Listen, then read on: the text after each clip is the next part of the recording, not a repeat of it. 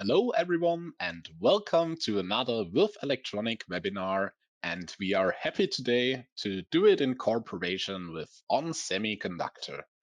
My name is Markus Eberle and I will moderate this webinar today. And we are very pleased that you took the time to participate in our webinar. The topic of today's webinar is GaN-based ultra-high power density adapter. Our speakers today are Václav Drda, who is working as application engineer at ON Semiconductor, and Hussam Ben Sheikh, who is working as product definition engineer at Würth Elektronik ISOS.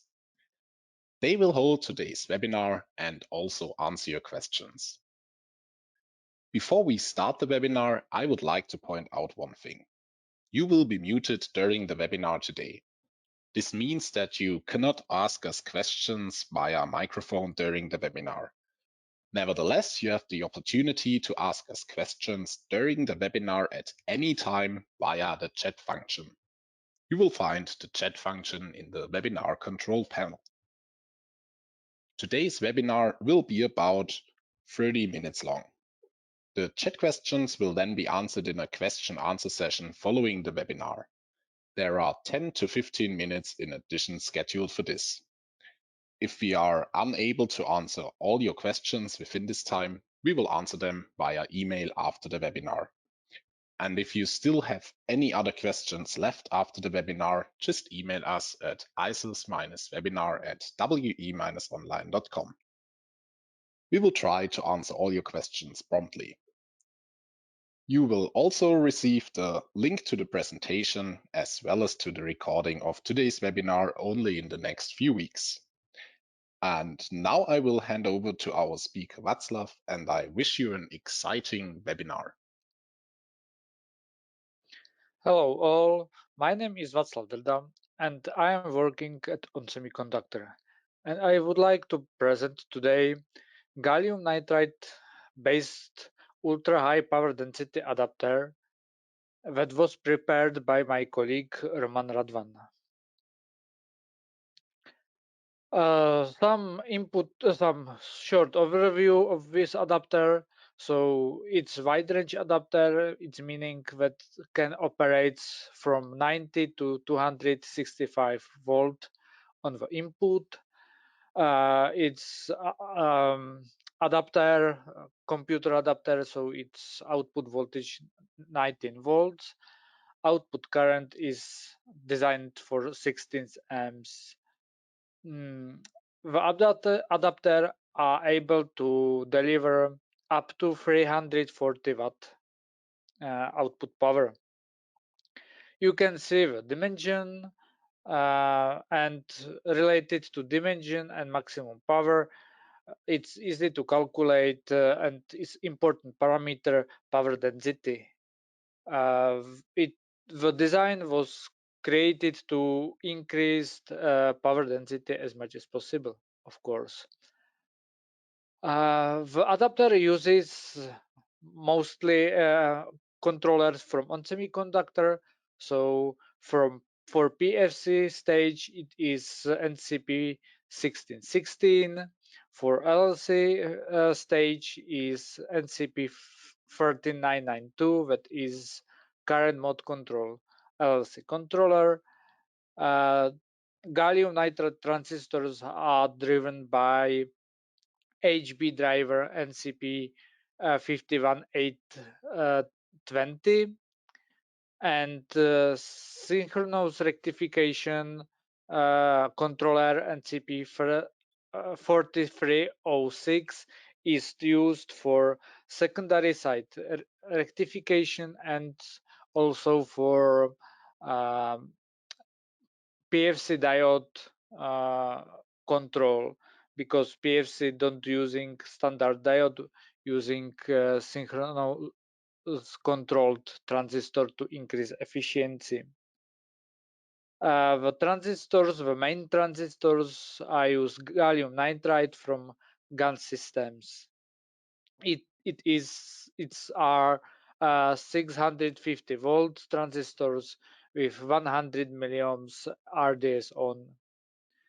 Other information related to the boards are that it's created by 2 layers PCB only. As I mentioned, PFC uses a control to substitute diode in the PFC stage, and the application or adapter is designed for semi-bridgeless line rectification, but the presented board doesn't have this option or doesn't use this option. Now we can look at some schematics, PCB layout, and photos.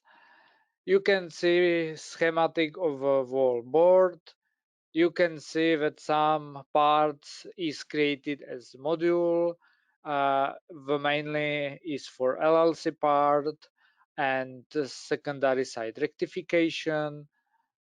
Um, Here you can see, as was mentioned, that that PFC diode is not is used as by transistor and controller that controls the transistors to behave as diode. It's to uh, reach the highest efficiency, low losses on the diode. Here you can see the uh, control PFC stage controller and 2 parallel gallium nitride transistors. The specific LLC module, it's separate part. You will see on the next slides. The LLC module is driven by NCP 3992, and the transistor are specifically driven by a gallium nitride a high HB driver that is NCP 51820, and 2 gallium nitride transistors in Hall bridge configuration. Secondary side rectification uses synchronous rectification. It's meaning instead of diodes, I used transistors. At this portion are silicon superjunction transistors that is enough for this operation, and this transistor or synchronous rectification is used to reduce the losses, increase efficiency mainly at medium and full load where high current flows to the secondary side. Here you can see the application, the adapter, and you can see that the adapter is divided in some modules. The primary side rectification or bridge rectification is created as module. Bulk capacitor is created as module, and you can see that secondary side rectification and primary side transformer are together and creates one module, and the very important part LLC portion including the gallium nitride transistors creates some specific module. Here you can see whole application, how it looks like when modules are assembled, and you can also see that a lot of components, red components, are used from a Würth company that are important support supplier for us. Some parameters of the adapter, so efficiency measurement.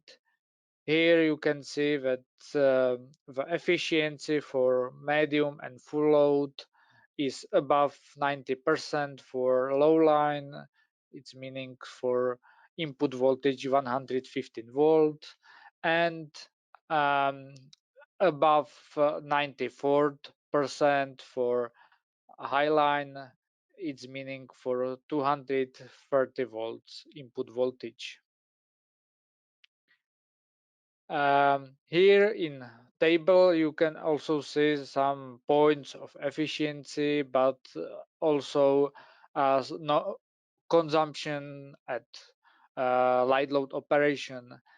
Not only the measured parameters, but you can also see the, mm, the requirements that are specifically for customer or for uh, final adapter manufacturing, final adapter design.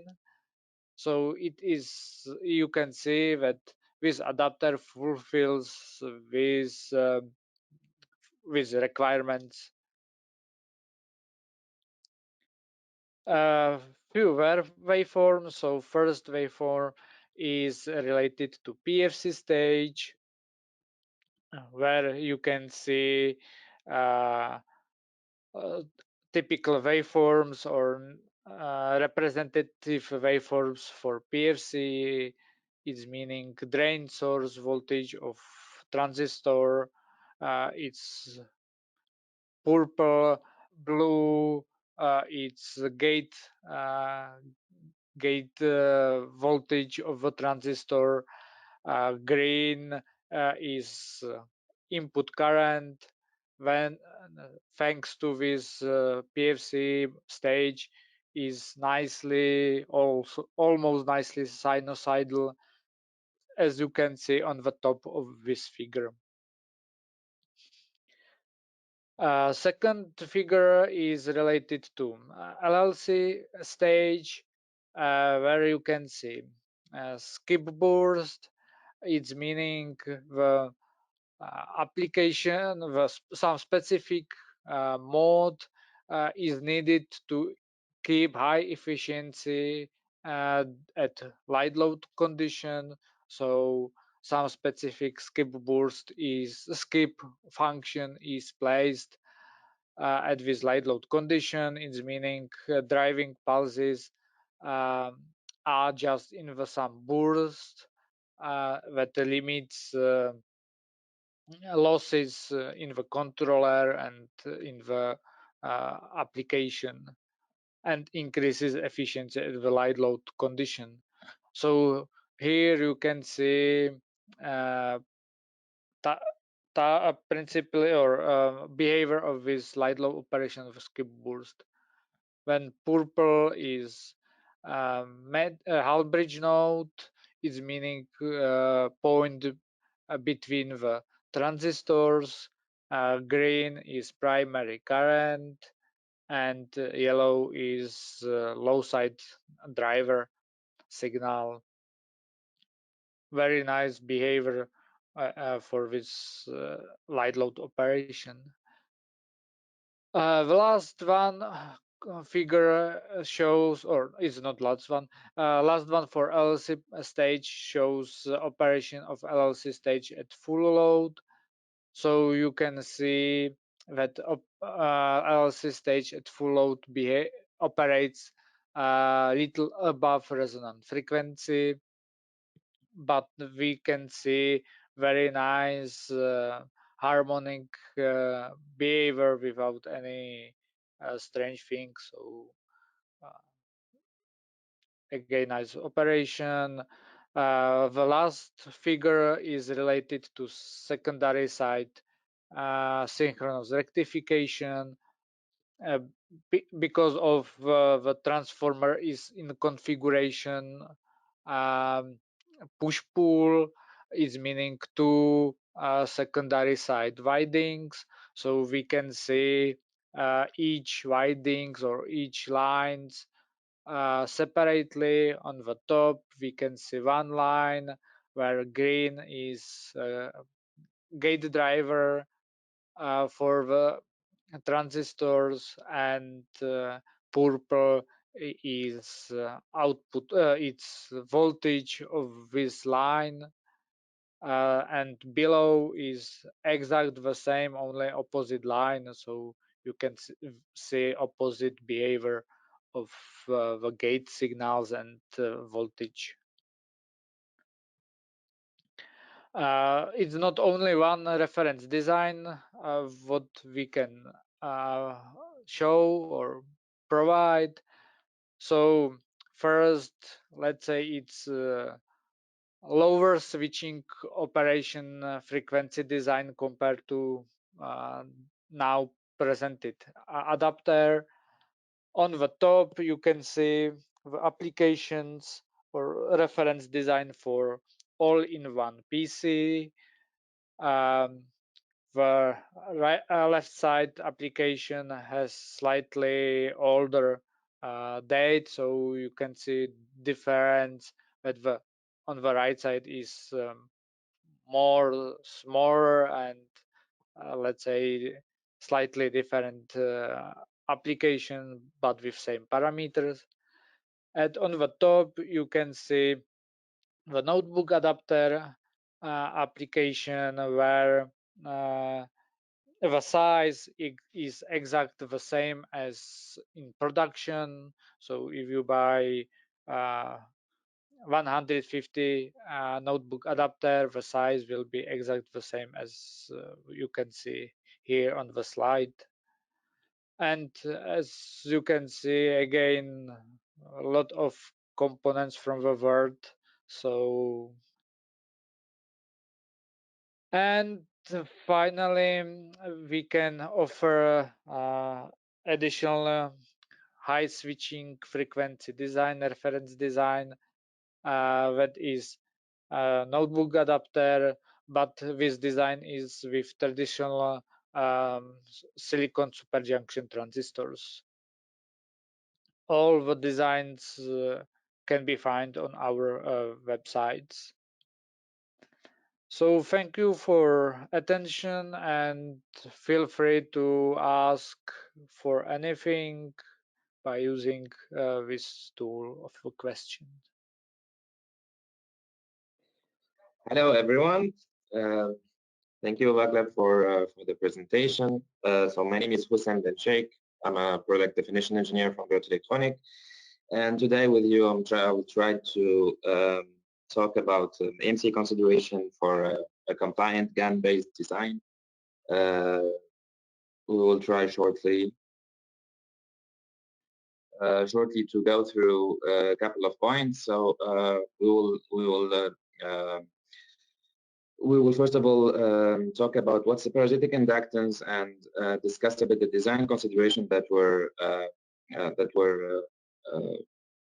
actually approved by ON Semi to have a design that is EMC compliant, and then we will discuss the different filtering stages that were implemented in the design, either the input or the output as well.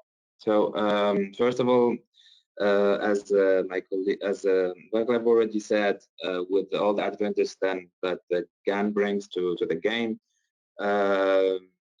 like increased power density, reducing the system size and its weight as well, there would be some obviously some downsides, and these are related directly to complying to EMC standards, because with high switching frequency, you will definitely have a much noisier system.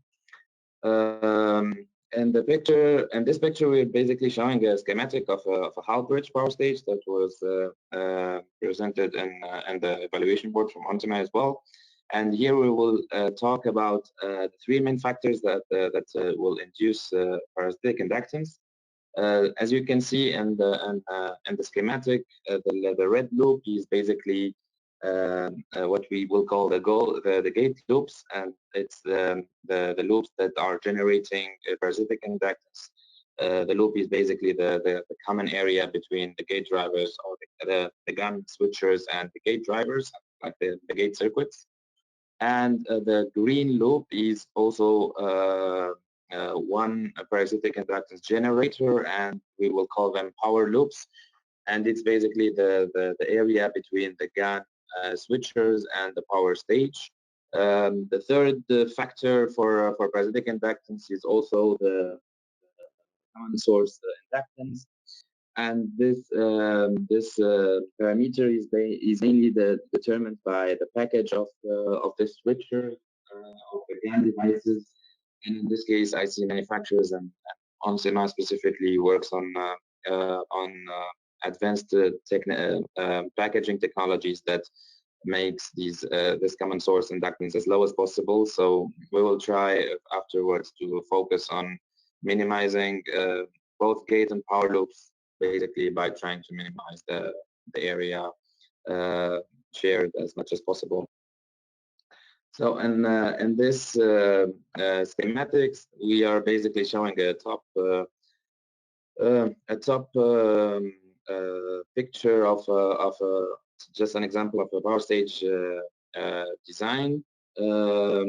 Basically, like we're going to discuss the design consideration in here that were adopted by ON Semi to have as less parasitic inductance, as less power loops as possible. Those design rules are basically to have a reliable system operation, and it's like the layout need to be done in a way to reduce as much as possible those power loops, as I said. The optimum solution, according to ON Semi, is adopting what they call a flux cancellation technique, which will allow us to have less inductive energy storage and those power loops, and less voltage spikes and the drain of the GaN power switchers.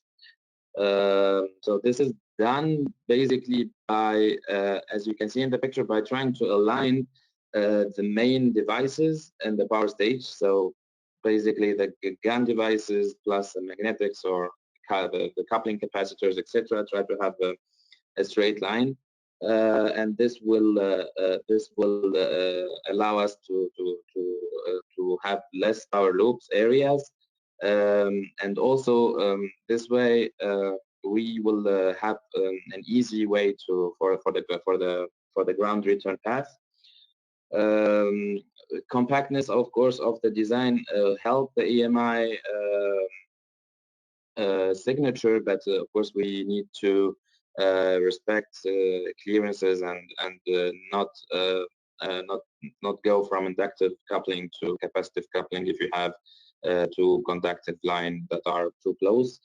Of course, one more thing is, as you can see down in the gate drive circuit, trying to minimize the gate drive loops is also trying to put the GaN drivers or the gate drivers basically as close as possible, and maybe using some gate, also put the gate driver transformer if you're using one for isolation as close as possible to the circuitry to have less area.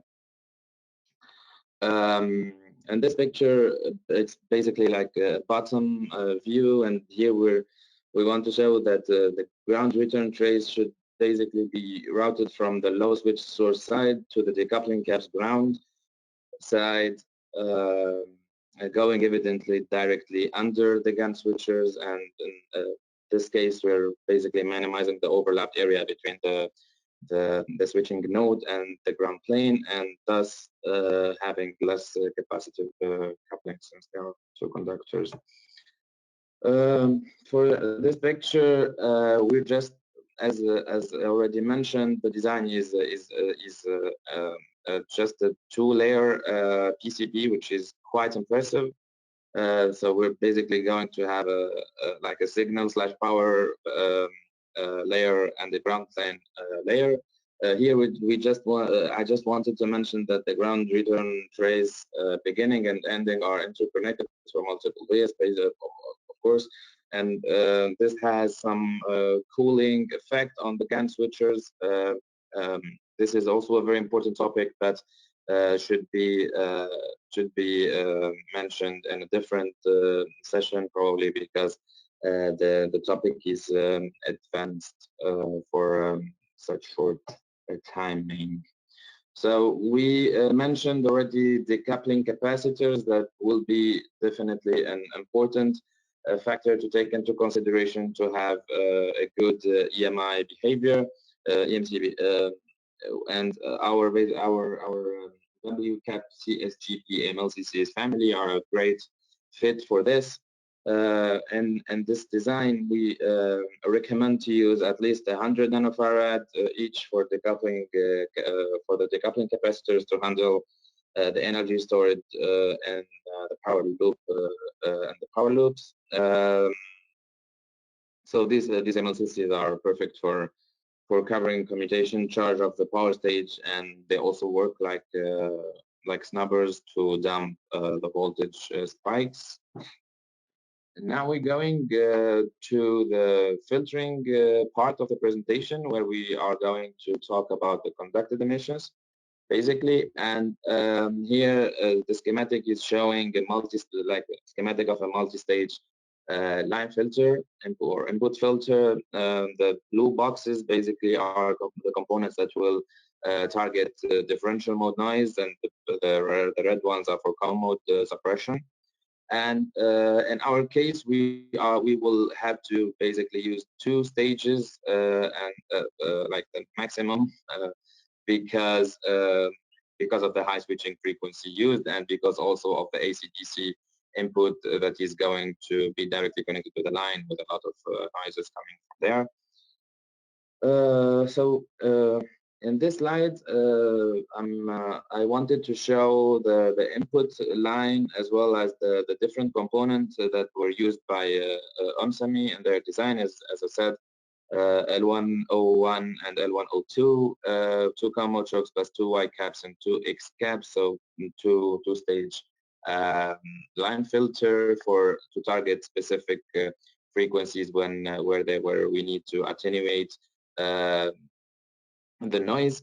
So pre-compliance here is of course the key to have to design a proper filter and to not go through guessing and be methodical and the design of your filter. As you can see as well, a PFC pre-filter stage after the rectification was also mandatory here, where we are using the L104 differential choke from Würth Elektronik, as well as our X capacitor. And in this case, the pre-filter stage was present to resolve noise that comes from the commutation charge of the PFC power stage to the input EMI, and this way we will have a better EMI signature.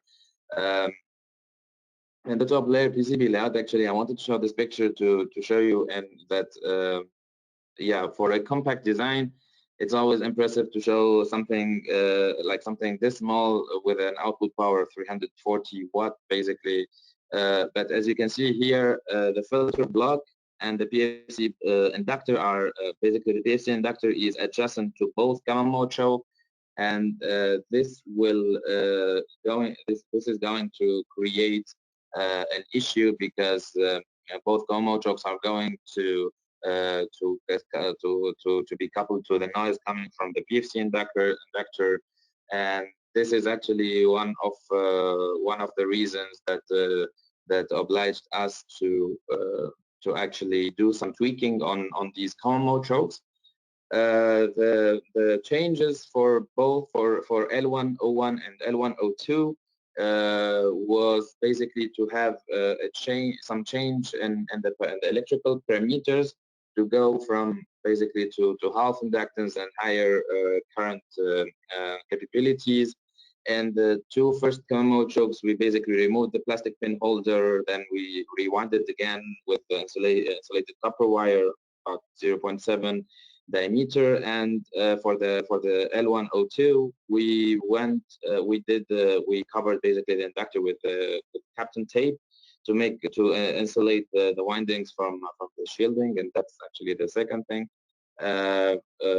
Also, the inductor was taped with an insulation tape for safety reasons, but this common mode choke also was shielded, and the shielding connected to the ground because of what I already said regarding the closeness of the edges, the fact that the PFC inductor is almost adjacent to the common mode choke. For the differential choke, on the other hand, the changes were mechanical. because as I said, we needed to connect this differential choke to the shielding. So we shaped the terminals in 90 degrees. And the second picture, as you can see, the outside terminal was insulated with an insulation sleeve, this black thingy there. Also, the same as before, using Kapton tape to insulate the windings, as well as copper foil tape to create some enclosed turn for shielding and short the fringing flux. And we added the extra pin that was soldered to the shielding turn connected to the ground, to the power ground. Also, the differential choke was we used Kapton tape again for safety. So yeah, this is what was done to the common mode chokes. I wanted to show you also our famous WCAP FTXX film capacitors family that is perfect for your X capacitors and for interference suppression in general. This capacitor also is used extensively in the design from ON Semi. Yeah, sorry. Yes, the output of the design was we also needed some output filtering, which is basically a bunch of capacitors, like a bank filter of a bank capacitor of like for filtering. This filter we needed to basically have two types of capacitors and not only one. Like we had both polymer and ceramics and the same filter, and this is because first of all, the polymer caps are very good to handle high AC output current ripple, and they are also basically able, of course, to do the filtering job and suppress the ripple voltage, but up to certain frequencies. Like you cannot go more than 100 kilohertz more or less with polymer caps, as you can see in the impedance curve. After 100 kilohertz for this particular polymer part number that is used in this design, you are basically going to have a capacitor that is behaving as an inductor.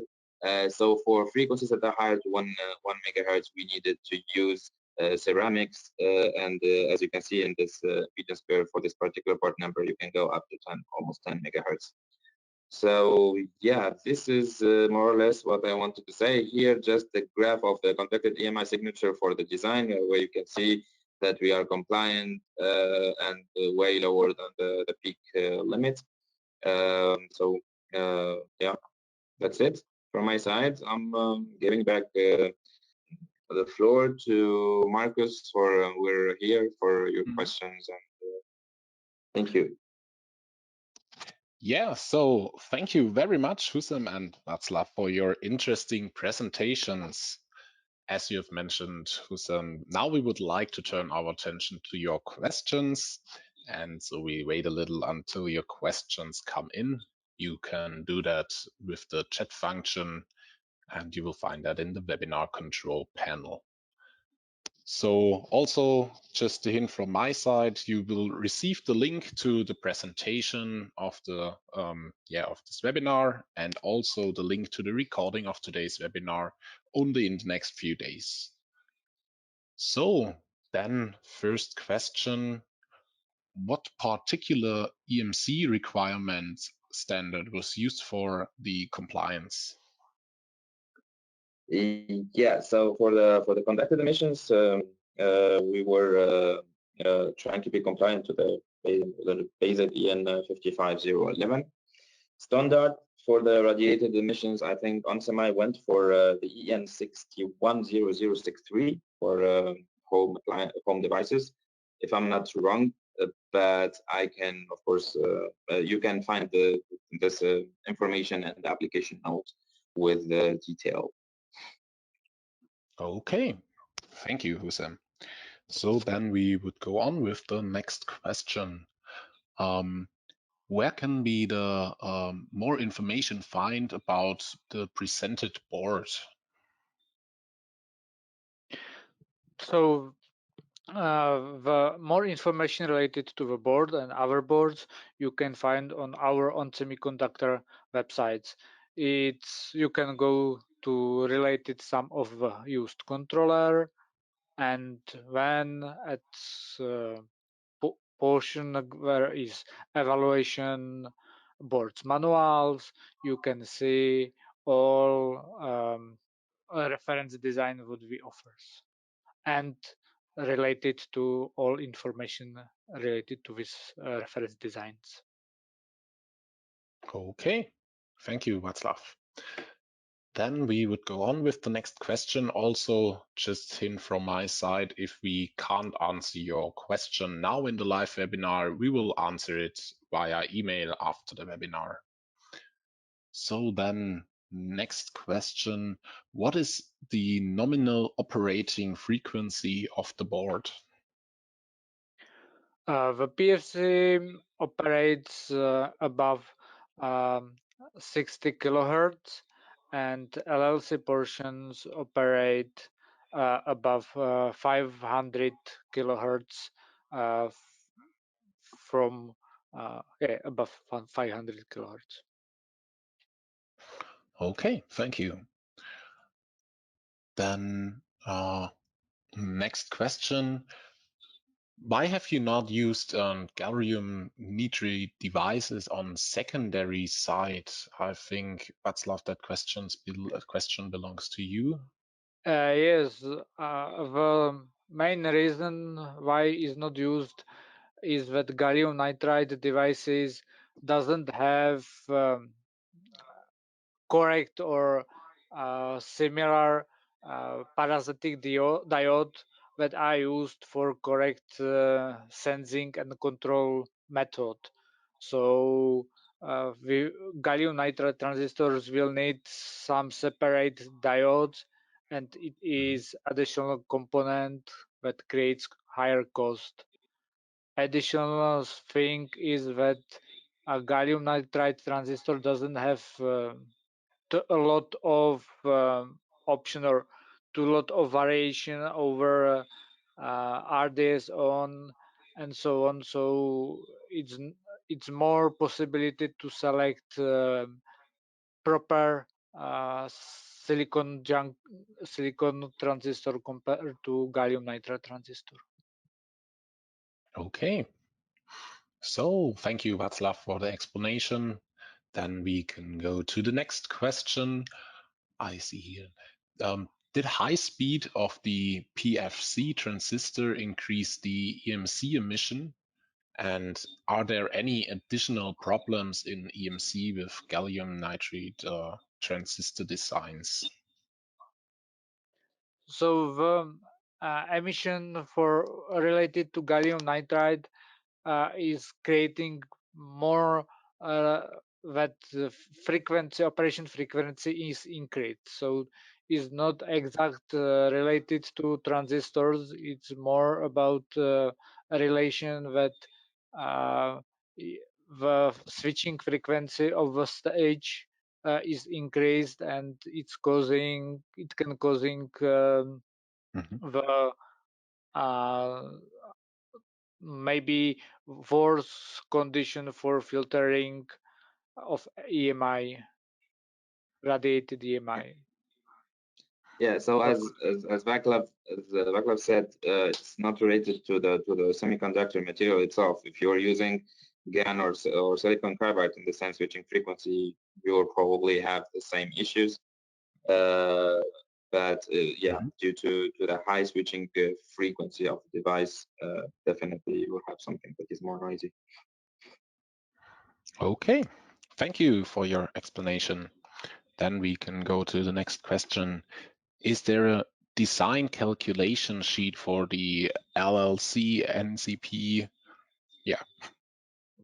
Yeah, the calculation sheet exists, is located on our sites. When you press NCP 3992, you get to overview, and this overview it's position design tool at at this design tool is a sheet, a calculation sheet of for this controller. Okay. So then I see the next question, a question for Hussam. Hussam, did you split the ground plane for control and power?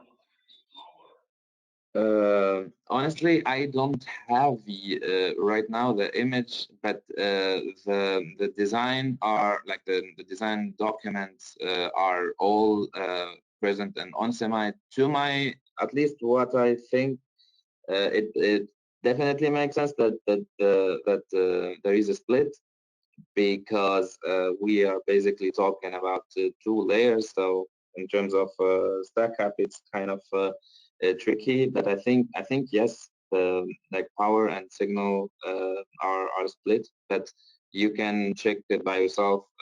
Definitely, all the design documentation are present on the website. Sorry for not being more precise. Okay, thank you.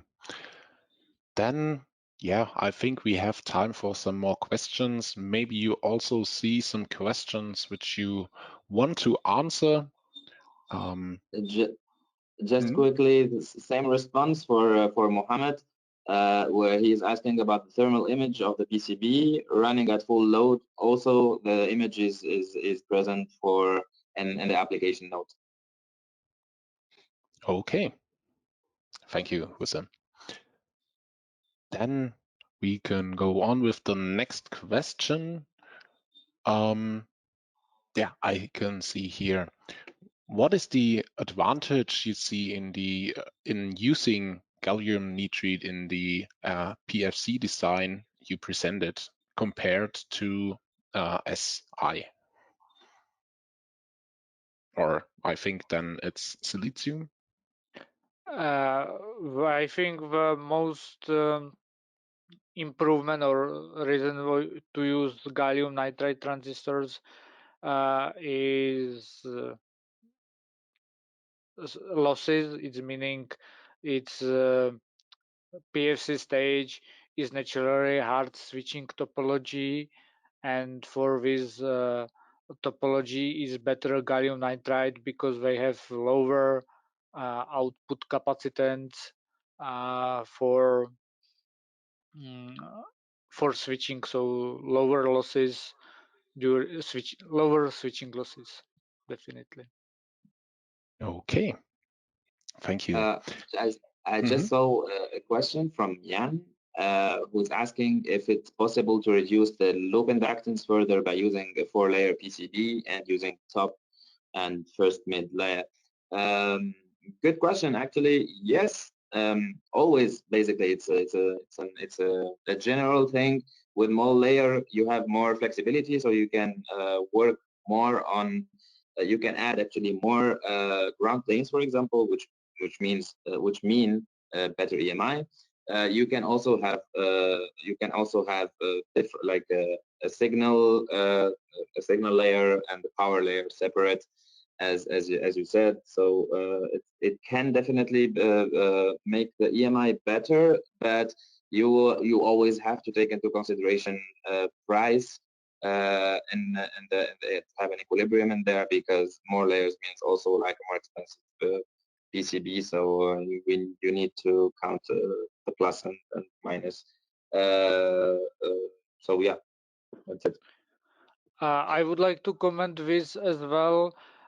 Yes, sometimes 4 layers it's better due to more flexibility, but sometimes it's more complicated because you need to consider more signals lying to each other, and Yes. they let's say parasitics during the Yeah. switching. So it's not only, sometimes more layer is more finally complicated compared to 2-layer.